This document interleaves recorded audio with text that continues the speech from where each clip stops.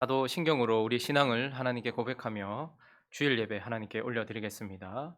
전능하사 천지를 만드신 하나님 아버지를 내가 믿사오며 그 외아들 우리 주 예수 그리스도를 믿사오니 이는 성령으로 잉태하사 동정녀 마리아에게 나시고 본디오 빌라도에게 고난을 받으사 십자가에 못 박혀 죽으시고 장사한 지 사흘 만에 죽은 자 가운데서 다시 살아나시며 하늘에 오르사 전능하신 하나님 우편에 앉아 계시다가 저리로서 산자와 죽은 자를 심판하러 오시리라.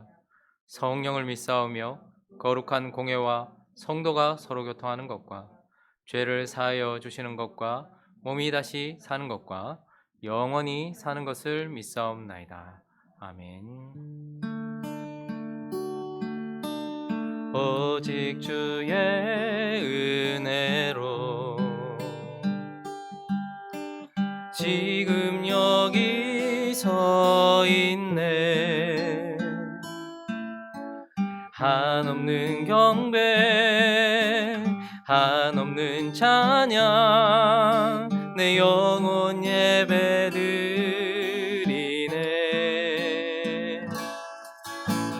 나를 위해 이 땅에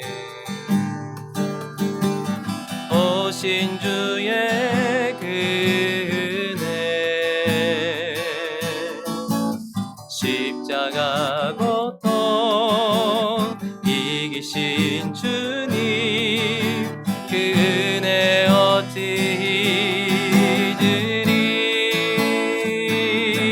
주네 날 세우시네. 주네 보게 하시네. 살아가는 동안 은혜로만 살리. 십자가 은혜로 오직 주의 은혜로 오직 주의 은혜로 지금 여기 서 있네. 한없는 경배 한없는 찬양 내 영혼 예배드리네.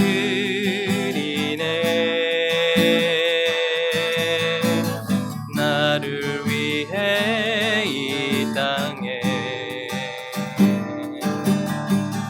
오신 주의 그 은혜 십자가 고통 이기신 주님 그 은혜 어찌 잊으리. 주네 날 채우시네. 주네 보게 하시네. 살아가는 동안 은혜로만 살리. 십자가 은혜로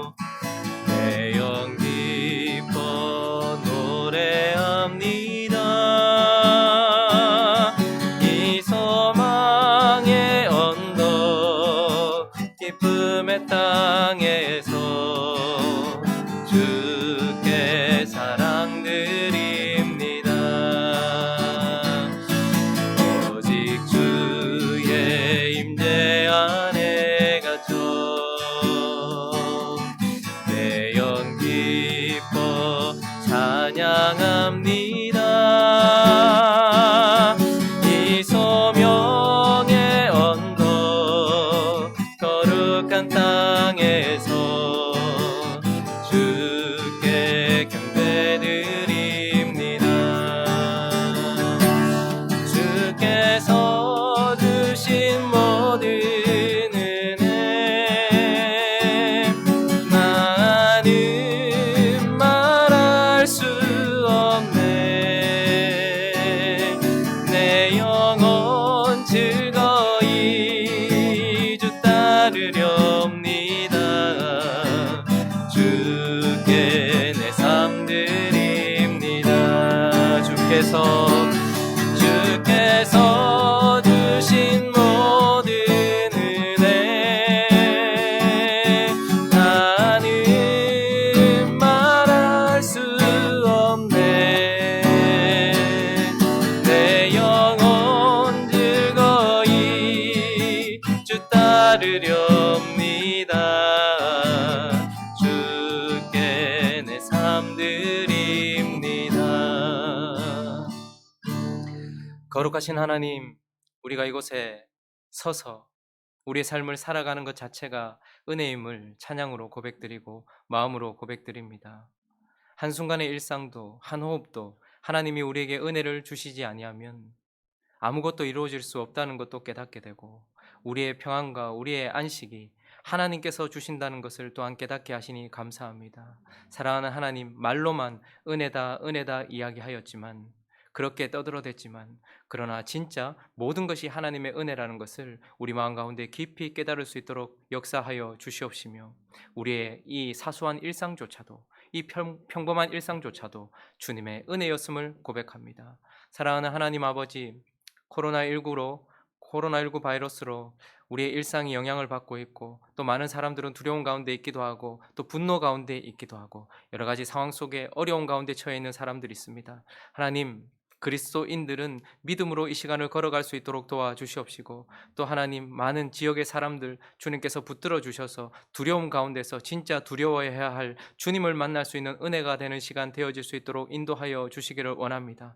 이 시간을 통하여서 하나님께서 신천지도 정리하시고, 이 시간을 통하여서 하나님께서 바이러스도 정리하시고, 이 시간을 통하여서 우리도 회복시키시는 은혜가 있게 하여 주실 줄 믿고, 우리의 삶을 주께 드리며 나아가오니 함께하여 주시옵시고 역사하여 주시옵소서. 오직 주의 사랑이, 그리고 그분의 영이 우리를 이끌고 가심에 감사드리며, 오늘도 하나님 앞에 우리가 예배하러 나왔습니다. 각자의 자리에서 우리가 하나님을 예배하며 하나님께 나아갈 때에 성령께서 임재하여 주시옵시고 은혜를 베풀어 주시옵시며, 오늘도 우리에게 말씀하시고 하나님께서 역사하여 주시옵소서. 오늘도 우리의 예배를 받아 주실 줄 믿고, 각 처소에서 특별히 이 주간 각 가정에서 예배드리는 모든 하나님의 백성들에게 은혜를 베풀어 주시옵소서. 감사합니다. 우리 주 예수 그리스도의 이름으로 기도드립니다. 아멘. 우리 하나님 말씀 찾겠습니다.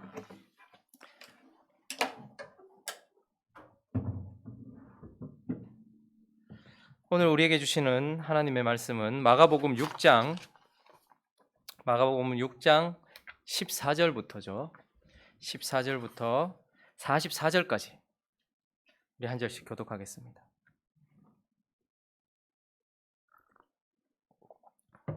마가복음 6장 14절부터 44절까지 한 절씩 저와 교독하겠습니다. 이에 예수의 이름이 드러난지라 헤롯 왕이 듣고 이르되 이는 세례 요한이 죽은 자 가운데서 살아났도다. 그러므로 이런 능력이 그 속에서 일어나느니라 하고,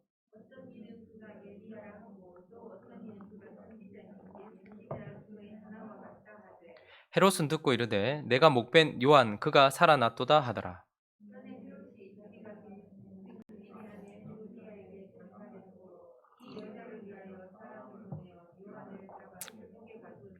이는 요한이 헤롯에게 말하되 동생의 아내를 취한 것이 옳지 않다 하였음이라.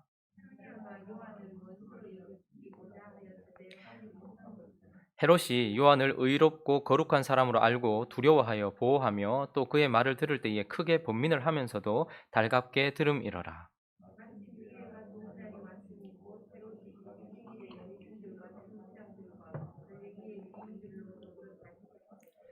헤로디아의 딸이 친히 들어와 춤을 추어 헤롯과 그와 함께 앉은 자들을 기쁘게 한지라. 왕이 그 소녀에게 이르되 무엇이든지 네가 원하는 것을 내게 구하라. 내가 주리라 하고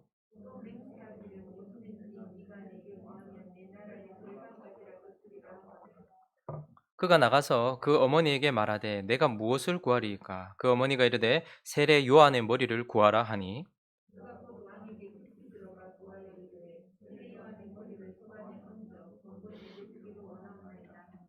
왕이 심히 근심하나 자기가 맹세한 것과 그 앉은 자들로 인하여 그를 거절할 수 없는지라.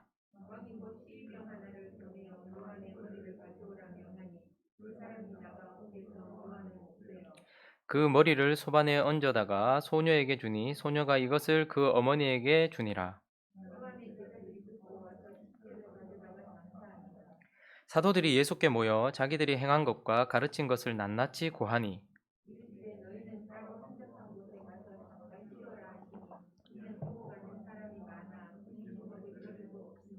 이에 배를 타고 따로 한적한 곳에 갈새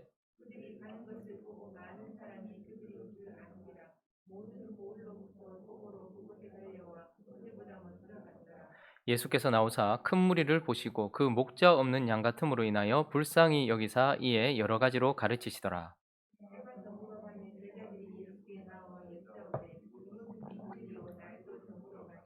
무리를 보내어 두루 촌과 마을로 가서 무엇을 사 먹게 하옵소서.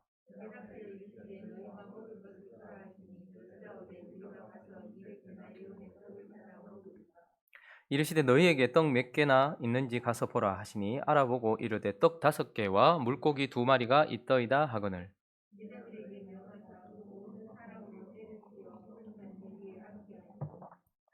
때로 100명씩 또는 50명씩 앉은지라.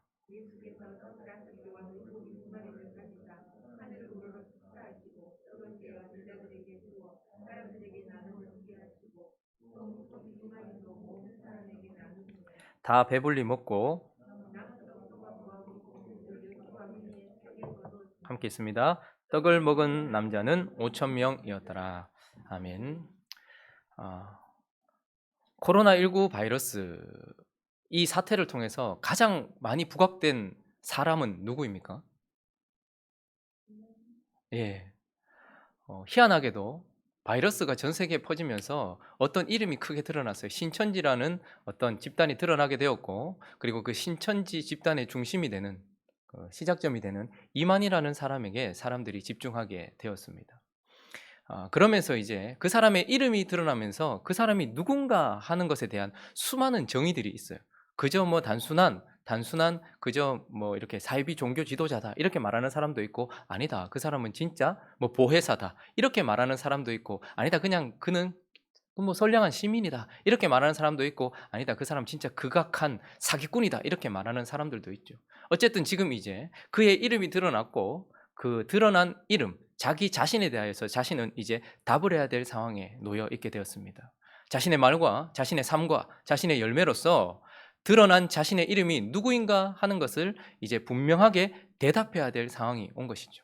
우린 지난주 말씀을 통하여서 예수님께서 완전하진 않지만 비유를 통해 가르치기도 하시고 기적을 통해 실제로 예수님을 경험하게 하시면서 이제 준비시키신, 완전하고 완벽하진 않지만 그러나 주님께서 부르신 12제자를 보내신 사건을 보았습니다. 그러므로 말미암아서 나타난 결론이 무엇입니까? 오늘 본문 말씀 14절에 보시면 그들이 전파하고 또한 그들이 사역을 함으로 말미암아서 14절 한번 앞부분 한번 읽어볼까요? 시작.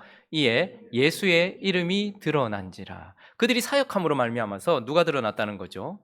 그들의 복음 그 중심에 되는 예수 그리스도의 이름이 드러났어요. 그런데 문제는 무엇인가 하니까 그분의 이름이 드러나고 나니까 이상한 질문들, 그리고 반드시 우리가 점검해 봐야 되는 질문들이 있고 거기에 대한 여러 가지 대답들이 있더라라는 것입니다. 예수의 이름이 드러나니까 오늘 헤롯이라는 사람은 듣고 이르되 이는 세례 요한이 죽은 자 가운데서 살아났다 이렇게 말하고 있어요. 그러니까 헤롯이라는 사람에게 있어서 예수는 세례 요한이다 이렇게 말하고 있고, 또 어떤 사람은 15절도 한번 읽어볼까요? 15절이 있습니다. 시작. 어떤 이는 그가 엘리야라 하고 또 어떤 이는 그가 선지자니 옛 선지자 중에 하나와 같다 하되. 자, 무슨 말입니까? 예수의 이름이 드러나는데 중요한 것은 무엇이냐면 그 예수를 어떻게 정의 내리고 있는가라는 것이에요. 헤롯은 자기의 죄를 생각나게 하는 양심의 소리 이렇게 생각을 했습니다. 그러니 내가 못 배웠던 세례 요한이 다시 살아났다 이렇게 말하면서 자신의 죄를 생각나게 하고 자신의 부끄러움을 생각나게 하는 양심의 소리 정도로 생각했고, 또 어떤 이는 3년 반 동안 닫혔던 그 하늘을 열고서 이스라엘에 비를 내렸고 그 더럽고 추악한 바알 앞에 불을 내렸던, 그리고 죽음을 보지 않고 하늘로 올라갔던 엘리야, 그 예수는 능력이다 이렇게 말하는 사람도 있었고, 또 어떤 자들은 우리가 어떤 길을 걸어가야 될지 400년 동안 우리가 하나님의 음성을 듣지 못했는데 이제 옛 선지자들처럼 하나님께 보냄을 받아서 우리에게 길을 가르쳐주는 선생이다 이렇게 말하는 사람도 있었다라는 것이죠. 자, 그러니 이제 예수의 이름이 드러난 그때에 드디어 예수님께서 뭘 하시는 거예요? 자신이 누구이신가에 대하여 스스로 답하고 있는 것이 오늘 본문 말씀의 초점이다라는 것입니다. 자, 그러면 이제 이 많은 질문 가운데, 그리고 이 많은 개념 정리 가운데, 예수님에 대한 그 정리 가운데 예수님 스스로 누구신가라고 대답하는 그 대답을 통해서 우리는 예수님이 누구신가를 오늘 살펴보러 갑니다. 그 첫 번째, 예수님은 세례 요한처럼, 세례 요한같이 죽으시는 분, 그분을 죽음으로 자기 자신을 먼저 소개하고 있다는 것을 보게 됩니다. 자, 17절 말씀 한번 읽어볼까요? 17절 있습니다. 시작. 읽어주십시오. 시작. 장가 등고로 이 여자를 위하여 사람을 보내어 요한을 잡아 오게 가도. 예수님의 이름이 드러나고 나서 갑자기 예수님께서 마가를 통하여서, 하나님께서 마가를 통하여서 이미 과거가 되어버린 세례 요한의 죽음을 지금 여기서 끄집어내고 계십니다. 전에 헤롯이 자기가 동생 빌립 아내 헤로디아에게 장가든고 그 이유로 말미암아서 세례 요한을 죽였다라는 이야기를 여기서 하고 있는 것입니다. 왜 주님은 자기 자신에 대한 대답을 시작하시면서 세례 요한, 과거가 되어버린 세례 요한 그리고 그의 죽음을 꺼내고 계실까요? 세례 요한이 어떤 사람입니까? 세례 요한은 예수 그리스도의 길을 준비하던 사람이고, 세례 요한은 예수 그리스도의 길을 앞서가던 사람이다라는 것이죠. 그리고 미리 가서 준비했던 자. 그러니 세례 요한은 사실 예수 그리스도의 길을 먼저 보여주는 자입니다. 세례 요한이 죽었다라고 하는 것은 왕의 사신으로 먼저 왕 앞에서 보냄받았던 그 사신이 죽었다라는 것은 사람들이 그 사신과 같이 그 왕을 대할 것이라는 것이고, 세례 요한의 죽음을 통하여 예수님은 그와 같이 죽을 것이다 이렇게 우리에게 미리 말씀하고 계시는 것입니다. 그런데 세례 요한이 왜 죽었습니까? 그 이유가 무엇입니까? 18절 읽어볼까요? 세례 요한이 죽은 이유 읽어봅니다. 시작. 이는 요한이 헤롯에게 말하되 동생의 아내를 취한 것이 옳지 않다 하였습니다.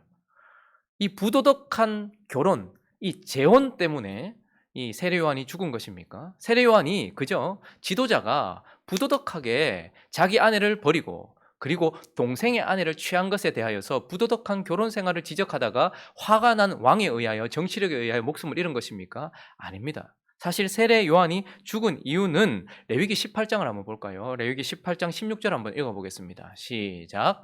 너는 내 형제의 아내의 하체를 범하지 말라. 이는 내 형제의 하체니라. 무슨 말입니까? 형제의 아내를 취하는 것은 율법이 어긋난다는 거예요.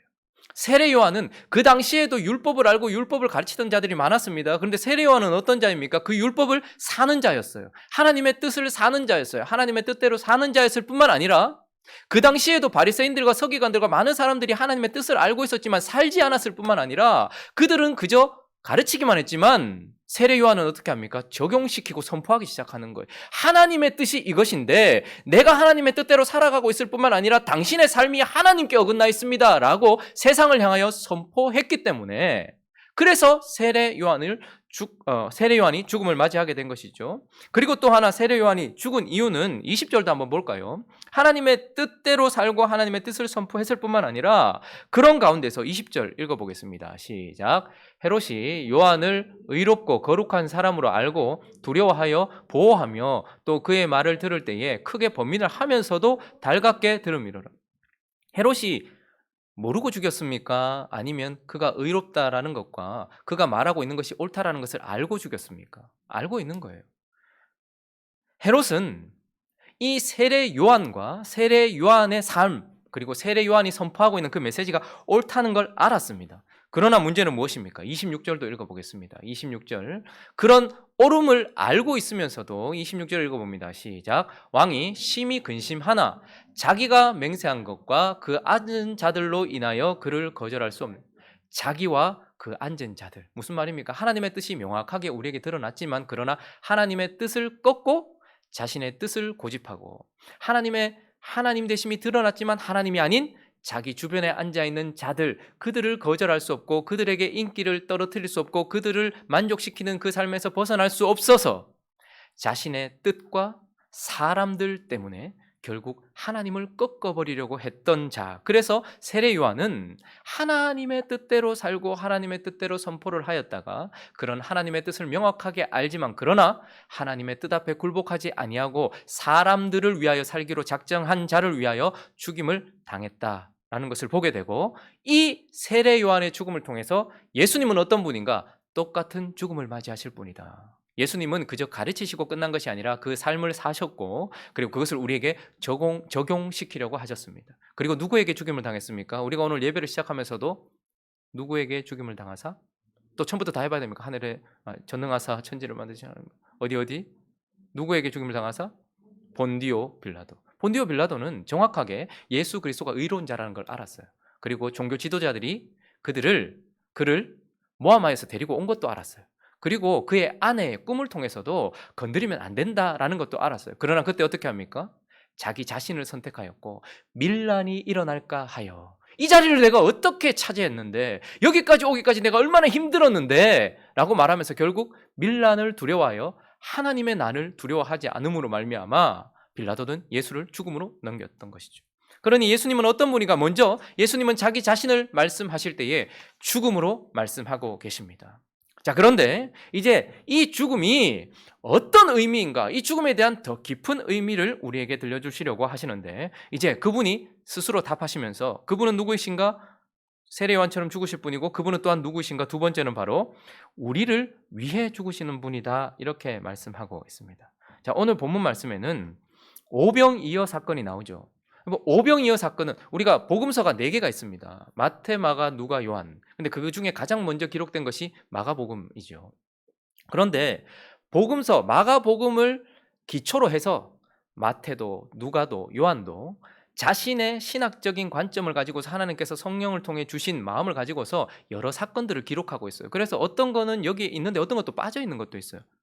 그러니까 자신이 말하려고 하는, 드러내려고 하는 진리의 목적에 따라서 어떤 건 빼기도 하고 더하기도 한단 말이죠. 그런데 이 오병이어 기적 사건은 사복음서 전체에 기록되어 있어요. 그만큼 중요하다라는 것이죠. 그러면 이 세례 요한의 죽음 이후에 오병이어의 기적을 통해서 주님께서 말씀하시고자 하는 것은 무엇인가? 41절을 한번 보시면 오병이어의 기적은 단순히 그냥 배고픈 사람들 많이 먹인 것, 그것에 대하여 말씀하시는가? 그것이 아니라는 것을 보게 됩니다. 41절 한번 읽어봅니다. 시작. 예수께서 떡 5개와 하늘을 우러러 축사하시고 떡을 떼어 제자들에게 주어 사람들에게 나누어 주게 하시고 또 물고기 2마리도 모든 사람들에게 나누십니다. 41절을 자세히 살펴보면 동사가 계속해서 등장하는데 그 동사가 어디에 쓰이는 동사인가 하면 5개, 떡 5개, 물고기 2마리를 모아사 가지사, 일단 가지십니다. 자, 그리고 하늘을 우러러 뭐 하시고 축사하시고, 그리고 떡을 어떻게 해요? 찢으시고, 떼어, 그리고 사람들에게 나누어 주신다. 여러분, 이 동사 4가지를 살펴보면서 우리는 무엇을 떠올리게 됩니까? 예수 그리스도께서 죽으시기 전 마지막 만찬에서 하셨던 그 성만찬에서 하셨던 동작과 동일한 것을 보게 됩니다. 그분은 이해도 하지 못하는 그들을 불러놓고 자신의 죽음 앞에서 떡을 가지세요. 그리고 축사하시고 그리고 떼시고 찢으셔서 나누어 주셨습니다. 그러니 사실 오병이어 기적 사건 속에서 주님께서 하고 계시는 행동은 자신이 성만찬에서 자신의 죽음을 가르치는 행동과 동일하다는 것이고, 그러므로 이 사복음서 전체에 기록되어 있는 오병이어의 기적 사건은 예수 그리스도의 죽음에 대해서 말씀하고자 하신다라는 것입니다. 자, 그러면 그 죽음의 의미가 무엇인지를 세례 요한처럼 죽으시는데 단순한 죽음이 아니라는 거예요. 그 예수 그리스도의 죽음의 의미가 무엇인지를 우리는 이 오병이어 기적을 통해서 보는데, 먼저 35절을 한번 볼까요? 35절에는 시간이 등장합니다. 자, 35절 읽어봅니다. 시작. 때가 저물어 가매 제자들이 예수께 나와 여짜오되. 자, 마가복음에는 때가 저물어 간다 이렇게 표현하고 있습니다. 자, 그러니 유대식으로 하면 저물면 새로운 한 날이 시작되는 것이죠. 자, 그런데 이제 저물고 새로운 한 날이 시작되는데 이 시점이 언제인가? 마가의 특징은 아주 간략합니다. 아주 심플해요. 그래서 하고자 하는 말만 탁탁 하고 설명이 별로 없어요. 그런데 요한복음에 통해서 이 저물어 가는 때가 구체적으로 언제인지 요한복음 6장 한번 가볼까요? 요한복음 6장 4절을 읽어봅니다. 읽습니다. 시작. 마침 유대인의 명절인 유월절이 가까운. 자, 오병이어의 기적은 어떤 절기에 일어나는 기적입니까? 유월절. 유월절은 무엇입니까? 이집트와 바로에게 붙잡혀 있던 그들이 그곳에서 탈출하면서, 즉 구원받으면서 자유를 얻으면서 그 밤에 그 자유를 주기 위하여 죽임당했던 어린 양을 기념하는 행사가 바로 유월절입니다. 그러니까 예수 그리스도께서 지금 오병이어의 기적을 유월절에 보여주심으로 말미암아서 그분의 죽으심은 이집트와 바로로부터 끄집어내기 위하여서 죽었던 어린 양과 같이 어둠과 죄악에서부터 우리를 구원하여 자유를 주시기 위한 어린 양으로서의 죽음이다라는 것을 우리에게 보여주려고 그렇게 하시는 것입니다. 그러니까 오병이어의 기적, 이 떡이 찢겨지고 누군가에게 생명을 주는 이것, 그분의 죽으심에 대하여 말씀하실 때 그분의 죽으심의 첫 번째 의미는 무엇이라는 거예요? 이집트에서 죽임당한 어린 양과 같이 우리를 구원하고 우리에게 자유를 주시기 위하여서 죽임을 당하시는 어린 양으로서의 죽음이다라는 것을 보여주시는 사건이 바로 오병이어의 사건인 것입니다. 자, 또 한번 35절 한번 읽어볼까요? 또 한번 읽어보겠습니다. 35절요. 처음에 아까 봤던 35절 읽어보겠습니다. 때가 저물어 가매 35절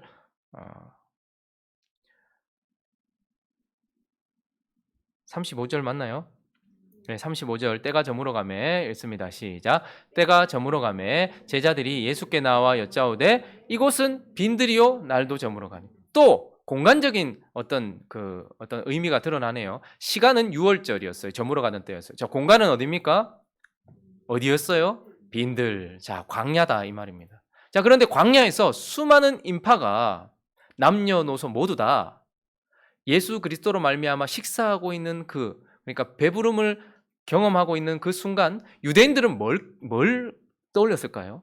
머릿속에 출애굽한 이스라엘 백성들이 광야에서 하나님으로 말미암아 양식을 먹었던 만나를 떠올렸을 것입니다. 그래서 예수님도 스스로 이 오병이어 기적 사건을 통하여서 그 의미를 풀어주실 때에 6장으로 다시 6장에 요한복음 6장에 이 오병이어 사건 기적에 대해서 6장 32절부터 35절까지 한번 읽어보겠습니다. 시작. 예수께서 이르시되 내가 진실로 진실로 너희에게 이르노니 모세가 너희에게 하늘로부터 떡을 준 것이 아니라 내 아버지께서 너희에게 하늘로부터 참떡을 주시나니 하나님의 떡은 하늘에서 내려 세상에 생명을 주는 것이니라. 그들이 이르되 주여 이 떡을 항상 우리에게 주소서. 예수께서 이르시되 나는 생명의 떡이니 내게 오는 자는 결코 줄이지 아니할 터이요 나를 믿는 자는 영원히 목마르지. 자, 이 오병이어 기적 사건이 있고 난 이후에 예수께서 이제 마치 제자들에게 비유를 해석하시듯이 이 사건의 의미가 무엇인지를 가르쳐주고 있어요. 제자들이 말합니다. 사람들이 말합니다. 그 옛날 모세를 통하여서 하늘의 양식을 내려주셨던 하나님을 우리는 기억하고 있습니다. 그래서 광야에서 수많은 배고픈 인파들이 하나님이 주신 양식을 먹었던 출애굽 당시 광야의 그 양식을 우리는 기억하고 있습니다. 그런데 당신은 무엇을 주십니까? 라고 말했을 때에 모세가 너에게 만나를 주었지만 그러나 진짜 그 만나가 가리키고 있었던 것은 하늘로부터 내려와 하늘 보좌를 버리시고 하늘로부터 내려와 우리를 위하여 찢겨지셔서 그 광야에 있는 자들에게 생명을 주시기 위해 오신 예수 그리스도, 그분이 생명의 떡이다라는 것을 가르쳐주는 본문이 바로 이 오병이어 기적 사건이라는 것입니다.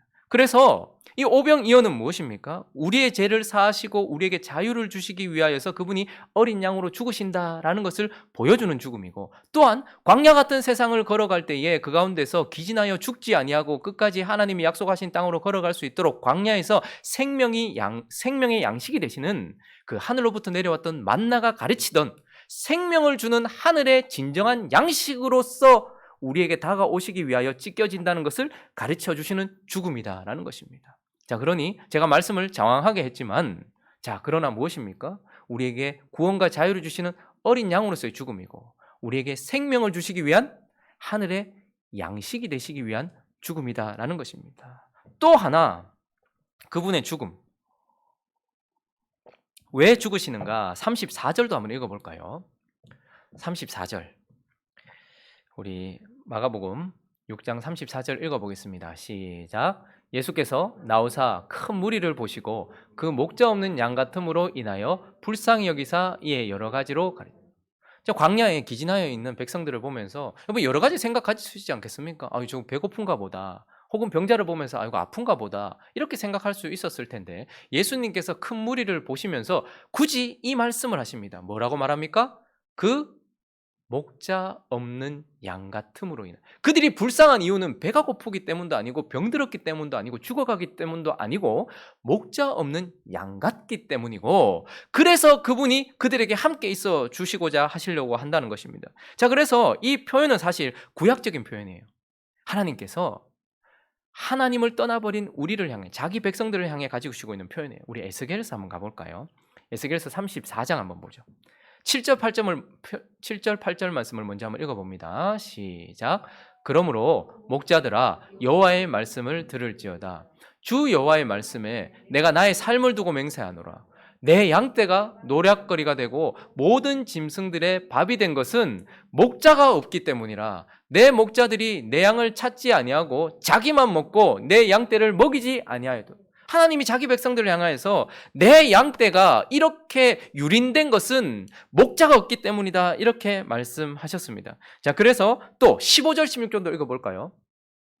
15절 16절 있습니다. 시작. 내가 친히 내 양의 목자가 되어 그것들을 누워있게 할지라. 주 여호와의 말씀이니라. 그 잃어버린 자를 내가 찾으며 쫓기는 자를 내가 돌아오게 하며 상한 자를 내가 싸매어 주며 병든 자를 내가 강하게 하려니와 살찐 자와 강한 자는 내가 없애고 정의대로 그것들을 먹이리라. 주님이 자신의 백성을 바라보면서 목자 없는 양같이 느끼셨고, 이제 그분이 뭘 다짐하시는 거예요? 에스겔을 통해서 뭘 선포하시는 거예요? 내가 스스로 목자가 되겠다, 이렇게 지금 예언하고 계시는 거예요, 선지서를 통해서. 자, 그래서 또한 23절 24절도 마지막으로 읽어봅니다. 시작. 내가 한 목자를 그들 위에 세워 먹이게 하리니 그는 내 종 다윗이라. 그가 그들을 먹이고 그들의 목자가 될지라. 나 여호와는 그들의 하나님이 되고 내 종 다윗은 그들 중에 왕이 되리라. 나 여호와의 말이다. 구약 시대에 하나님께서 에스겔을 통하여, 사실 수많은 선지자들을 통하여서 자신의 백성들을 향하여서 목자 없는 양이라고 선포하셨던 그분이, 그러므로 어떻게 한다고요? 내가 이제 목자가 되겠다라고 말씀하셨고, 그것을 위하여서 다윗을 보내겠다, 왕을 보내겠다라고 말씀하십니다. 그래서 아브라함과 다윗의 자손 누가 오시는 거예요?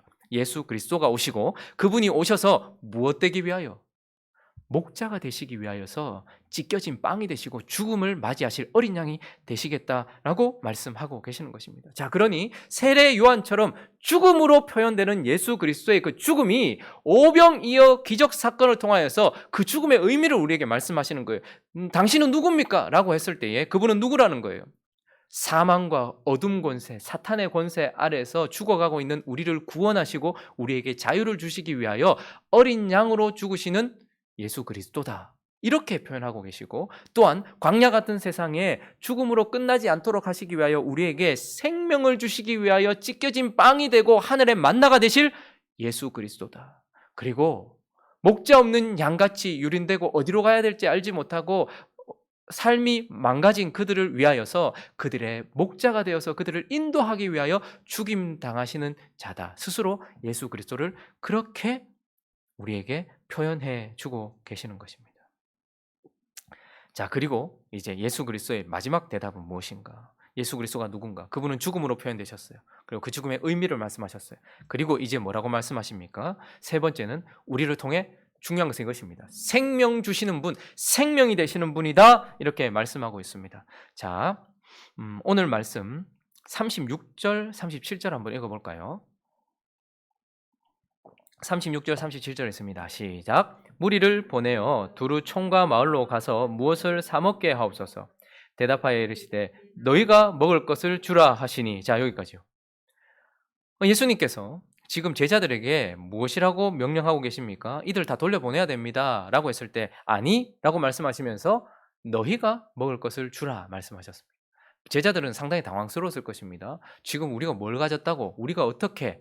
그러나 주님은 이 말씀을 고스란히 이루세요. 제자들이 준비한 것을 가지고 사람들을 먹이는 것이 아니라 예수 그리스도께서 준비한 것을 가지고 그들을 먹일 수 있도록 하시죠. 그래서 41절에 보니까 한번 읽어보겠습니다. 시작. 예수께서 떡 5개와 물고기 2마리를 가지사 하늘을 우러러 축사하시고 떡을 떼어 제자들에게 주어 사람들에게 나누어 주게 하시고 또 물고기 2마리도 모든 사람에게 나누어 주시고 떡 5개와 물고기 2마리가 아니라 그것을 하나님이 받으셨고 그 받으신 하나님에 의하여서 생명의 떡이 된 생명의 양식이 된 그것을 누구에게 주신 거예요? 제자들에게 주셨고 그 복음된 것을 제자들이 사람들에게 나누어 주게 하시는. 그러니 예수는 누구십니까? 우리를 통하여 교회를 통하여서 생명을 전달하시는 분일 뿐만 아니라 중요한 것은 이것입니다. 사람들에게 나누어 주심에 42절과 43절도 읽어봅니다. 시작. 다 배불리 먹고 남은 떡 조각과 물고기를 12바구니에 차게 거두었으며 44절도요. 떡을 먹은 남자는 5,000명이었다. 예수 그리스도는 죽음입니다. 그러나 그분은 우리에게 생명을 주시는 분이에요. 그런데 그 생명은 그분이 선택하신 교회와 우리를 통하여서 전파되고 그 전파된 그 생명을 받아들고 그것을 먹은 자들이 다 어떻게 되는 거예요? 배부르고 차고 넘치며 그것이 충만하고 충분했다라고 말씀하고 계시는 것입니다. 제자들을 통하여 나누어질 생명, 그리고 그 생명을 받아든 사람들에게는 충분한 생명. 그래서 그분은 나는 내 백성들, 내 제자들을 통하여 교회를 통하여서 흩어질 생명이고 나는 그 생명으로 사람들이 먹고 마시면 생명을 얻게 할 충분한 생명이다. 이렇게 말씀하고 계시는 것입니다. 다시 한번 처음 질문으로 돌아가 볼까요? 예수님은 누구십니까? 그분의 이름이 드러났을 때에 많은 사람들이 그분의 드러난 이름 속에서 자신만의 정의를 가지고 있습니다. 세례 요한 아닌가? 엘리야 아닌가? 예선지자 아닌가? 저와 여러분은 어떤 대답을 가지고 계십니까? 이제 우리가 예수 그리스도가 누구이신지 그분의 대답을 우리의 마음에, 삶에 새겨야 할 때입니다. 그분은 누구십니까? 그분은 죽음이십니다. 그러나 그분은 죽음을 통한 생명이시다라고 우리에게 말씀하고 있습니다. 그리고 그 생명은 이집트에서 바로 밑에서 종로를 타고 있었던 우리를 건져내기에 충분한 어린 양이지만 그 죽음을 통해서 우리에게 구원과 자유를 주시는 사망 권세에 사탄의 권세 아래서 죽어가던 이미 죽었던 우리를 그 어린 양의 죽음으로 우리를 건져내시는 구원과 자유를 주시는 우리를 이집트에서 끄집어내시는 충분한 생명인 줄로 믿습니다. 뿐만 아니라 나온 우리는 광야를 거치게 되겠죠. 그 거치는 광야 속에서도 하늘 보좌를 버리시고 하늘로부터 내려와 우리의 생명이 되시려고 찢겨지셔서 그 생명을 먹는 자에게 광야를 지나게 하시는 그분은 하늘의 만나로서 광야에서도 충분한 생명인 줄로 믿습니다. 뿐만 아니라 그분은 목자가 되셔서 푸른 초장, 쉴만한 물가로 젖과 꿀이 흐르는 가나안 땅, 그 가나안 땅은 목자 없으면 메마른 땅이지만 목자와 함께 순종하면 젖과 꿀이 흐르는 그런 시냇물가, 쉴만한 물가로 가게 되는 그런 가나안 땅. 그런 가나안에서 우리를 인도하시기에도 충분한 목자 되신다라고 말합니다. 다시 한번 정리해 볼까요? 그분은 죽음을 통한 생명이시다 스스로 말씀하십니다. 그리고 그 생명은 이집트에서도 광야에서도 가나안에서도 우리 삶 속에서도 충분한 오직 우리에게 필요한 전부인 생명이다 말씀하십니다. 그 생명 대신 예수 그리스도 기억하면서 이집트에 계십니까? 혹은 광야를 지나고 계십니까? 아니면 가나안에서 헤매고 계십니까? 어린 양이시요 하늘로부터 내려온 찢겨진 만나요. 그리고 우리의 목자 되신 주님과 함께 동행함으로 말미암아서 그분을 영화롭게 하는, 그래서 우리는 주님이면 충분합니다 고백하는 삶을 살아가는 저와 여러분 되시기를 예수 그리스도의 이름으로 축원합니다. 찬양할까요?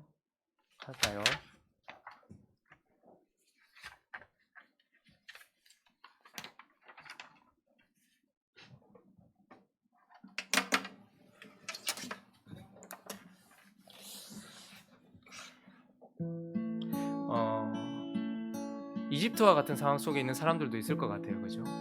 바로에게 억눌려서, 이집트의 권세에 억눌려서 힘들고 어려운 삶을 살아가고 있는 사람들도 있을 것 같아요. 그래서 뭐 돈 문제든 건강의 문제든 여러 가지 어려운 문제든 어쨌든 그 가운데서 자유함이 없고 어려움을 경험하고 있는 사람들도 있을 것 같습니다. 그러나 예수 그리스도는 우리를 구원하시고 우리에게 자유를 주시기에 충분한 생명인 줄로 믿습니다. 광야 같은 시간을 우리가 걸어가고 있습니다. 생각지도 못했던 전염병이 전 세계를 덮쳤어요. 그리고 우리의 삶 바로 옆까지 찾아왔습니다. 어쩌면 아무것도 없다. 그러나 그 광야 같은 곳에서도 우리에게 생명을 주시는 그분은 만나로서의 우리의 영원한 생명인 줄로 믿습니다. 어디로 가야 될지 모르겠습니까? 그러나 그분은 우리의 목자가 되셔서 영원한 안식을, 그리고 푸른 초장 실만한 물가로 우리를 인도하시는 우리의 목자 되시는 분임을 기억하면서 이 시간에 우리가 주님이면 충분합니다 이렇게 고백했으면 좋겠습니다. 내 모든 것 나의 생명까지 다 주님 앞에 드립니다.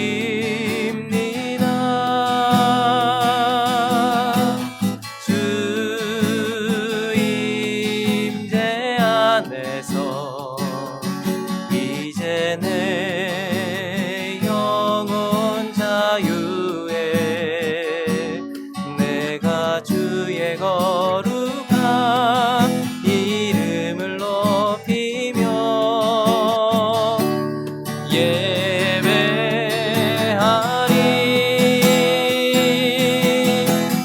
어린 양 찬양하리. 내 평생 그 하나로 충분해요. 어린 양 찬양하리. 내가 주의 임재 안에서 내 모든 것 내 모든 것 나의 생명까지 다 주님 앞에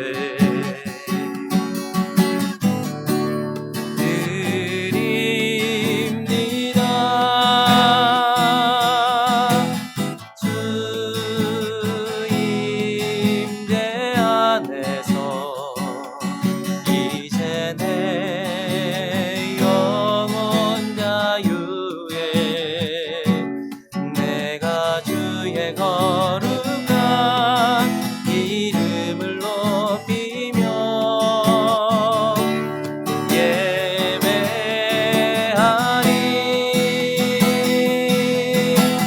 어린 양 찬양하리. 내 평생 그 하나로 충분해요. 어린 양 찬양하리. 내가 주의 우리 한 번 더 마음을 다해서 한번 고백하겠습니다. 내 모든 것 내 모든 것 나의 생명까지 다 주님 앞에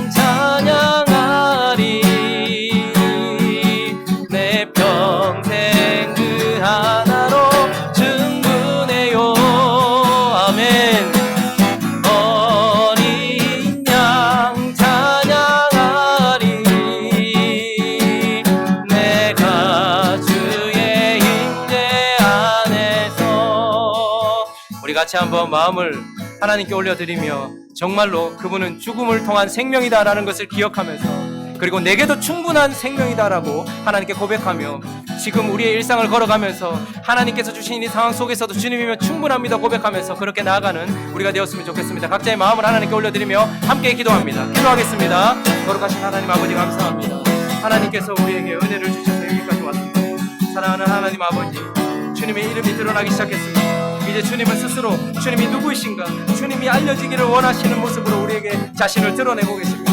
예수 그리스도가 누구이신가, 그분이 아버지 우리에게 나는 죽음이다 라고 말씀하고 있습니다. 세례 요한과 같이 예수 그리스도 그분은 하나님의 말씀을 살고 그렇게 하나님의 뜻대로 삶으로 말미암아 죽음을 당할 그런 세례 요한과 같은 죽음을 맞이할 뿐이다 말씀하십니다. 그러나 그분은 이 오병이어의 기적을 통하여서 우리에게 드러나는 우리의 어린 양이 되시기 위한 죽음이요, 우리에게 자유와 구원을 주시기 위한 그런 죽음을 맞이하실 뿐이고 우리에게 영원한 생명을 주시기 위한 찢겨진 빵이 되시기 위한 죽음이었다는 것을 보게 됩니다. 뿐만 아니라 목자 없는 양같이 기진하는 어린 양들을 보면서 그들에게 양이 되어주시기, 목자가 되어주시기 위하여서 죽임을 당하시는 그런 분이다라고 말씀하고 있습니다. 이제 그 양식을 먹는 모든 자들에게 그분은 생명이다 말씀하고 있습니다. 사랑하는 하나님 아버지요, 주님은 우리의 생명이심을 기억합니다. 주님은 우리에게 충분한 생명이심을 기억합니다. 죽음을 통하여 우리에게 생명 주시는 분, 그 죽음을 통한 생명이 되시는 분, 그리고 내 안에서 역사하시고 우리가 먹고 마시면 우리가 이집트에 있어도, 우리가 광야에 있어도, 우리가 가나안에 있어도 그분은 우리의 충분한 생명임을 기억하면서 주님께 감사하는 우리가 되어질 수 있도록 주님 인도하여 주시옵소서.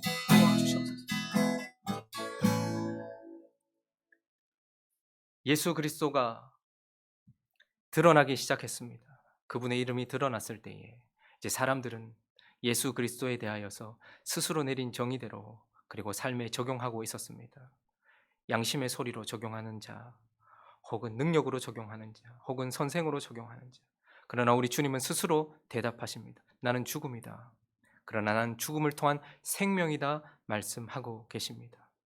이집트와 같은 사망 권세 아래 있는 우리에게 구원과 자유를 주시기 위한 어린 양이 되시는 주님, 광야와 같이 아무것도 없는 곳에서도 하늘 양식으로 우리를 살게 하시기 위한 찢겨진 만나가 되신 하늘의 만나가 되신 우리의 주님, 그리고 목자 없는 양같이 기진하여서 어디로 가야 할지 알지 못하는 우리가, 그러나 목자 되신 예수 그리스도로 말미암아서 푸른 초장 쉴만한 물가, 그렇게 적과 꿀을 누리게 하시기 위하여 우리에게 목자가 되기 위하여 죽으시는 예수 그리스도, 그리고 우리에게 생명 주시는 예수 그리스도, 이제 그 예수 그리스도는 그분을 먹고 마시고 그분을 붙드는 모든 자에게 충분한 생명이 되심을 믿습니다.